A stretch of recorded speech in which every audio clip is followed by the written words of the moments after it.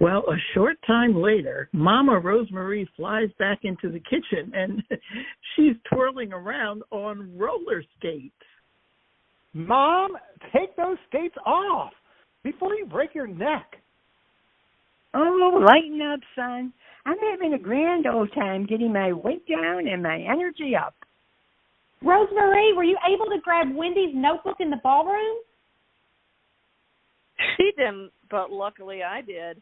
Rosemary distracted everyone with her tricks.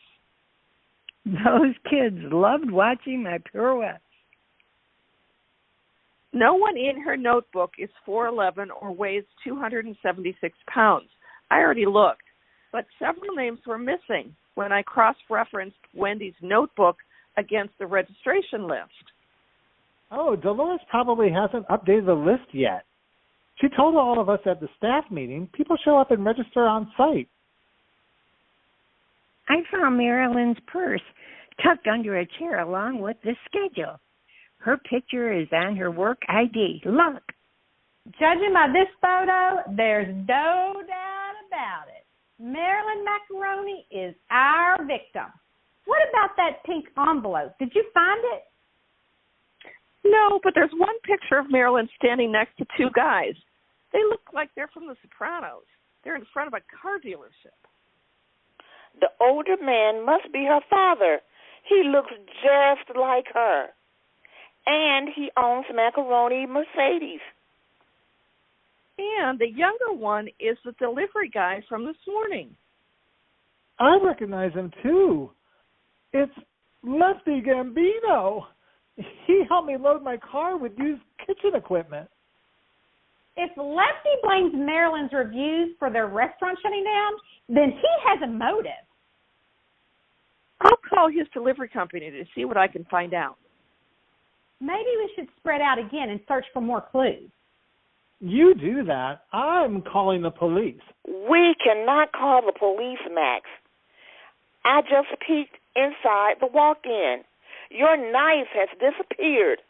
Well, there goes our team dashing to the walk-in refrigerator. The food critic Marilyn Macaroni's dead body is still in there, but the knife is gone. A knife just doesn't walk away, Max. I wasn't guarding the door. My bottle of anise is missing, and I need to make more biscotti. I can't find it anywhere.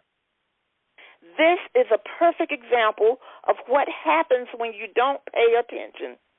She's right. First you leave your knife out for a killer to grab, then you misplace the things, and on top of that, someone steals a murder weapon right under your nose. Oh, Max, you live in a bubble. Pay better attention to your life or deal with the consequences. Like being responsible for Marilyn Macaroni's murder? Well, if it was up to me, the police would have been here. What about you, Tanya? Where were you and Patricia anyway? We were in the parking lot. Tanya thought Marilyn stashed the pink envelope of photos inside her car, but we couldn't find it. Oh, maybe Wendy is right. This was a mob hit. Being a detective is much like being a diabetes health advocate.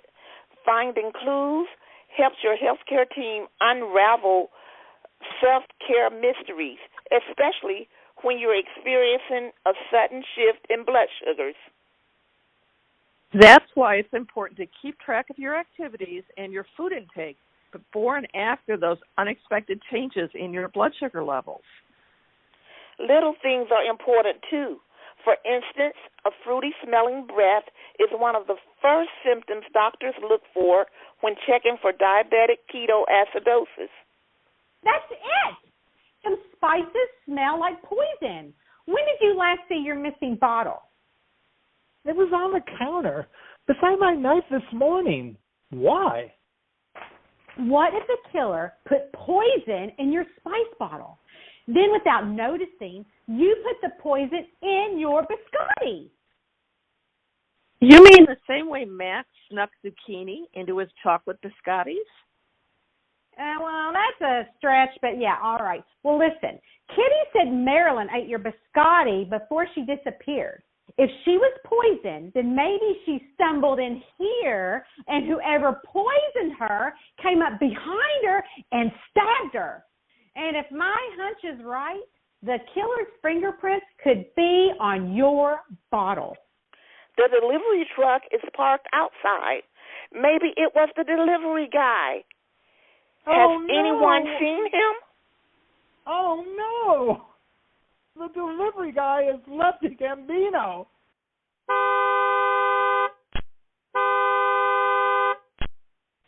Well, our team follows the blaring sound of the horn out into the Majestic Hotel's loading dock. Outside, they see a large delivery truck, and the driver is getting out of the truck and walking towards them. Yo, where's Marianne? You ordered a lot of food for a weight loss program?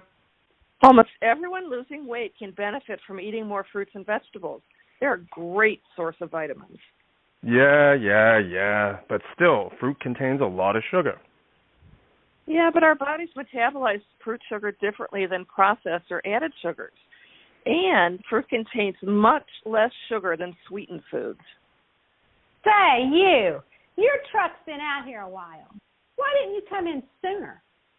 Hey, it's my first week on the job. I've been filling out paperwork. I heard you used to work at Gambino's. I was the head chef at my Uncle Tony's place.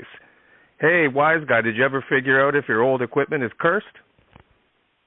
Something is cursed, all right, but it's not his equipment.